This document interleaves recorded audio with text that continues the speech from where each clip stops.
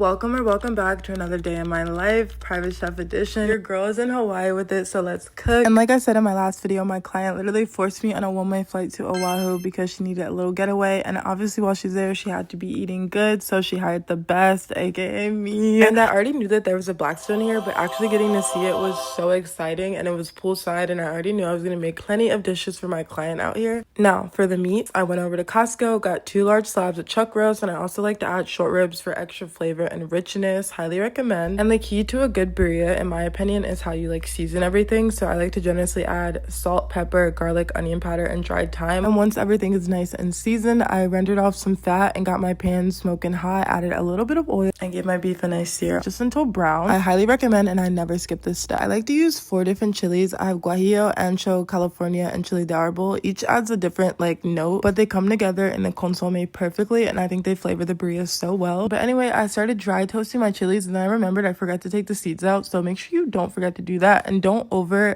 toast your chilies because they will burn and have like a bitter taste. Then you just boil some water and let your chilies steep to rehydrate for about 20 minutes or so. Then I rendered off more fat so I could char my tomato, onion, bay leaf, garlic, a few dried herbs. I also like to add a cinnamon stick in my birria, which is very optional, but I personally love how it tastes with the cinnamon in there, and it makes your house smell so good. Now when you're done roasting all your veggies and aromatics, be sure you actually let them cool because your blender will explode if not, and it won't be pretty, and you can say I didn't warn you. Now add all of these ingredients to your blender. I added my spice blend, vinegar, and some beef stock, and I just blended it in batches until all of my ingredients were gone. And I'm not gonna lie, my back was hurting so bad. Making birria, the prep is like no joke, but all I could think about was if my client was feeling generous, how I would be eating queso birria poolside, and that definitely kept me going. I just covered my beef with the consomme, added the rest of my seasoning blend, a little bit more vinegar, beef stock, and a few more bay leaves, and I made sure it was fully submerged, so I finished it off with some water on top. About 4 hours later, low and slow, the kitchen smells so good, and the beef is so tender and falling off the bone. It shreds so easily with the fork or even with my hand, like, yo.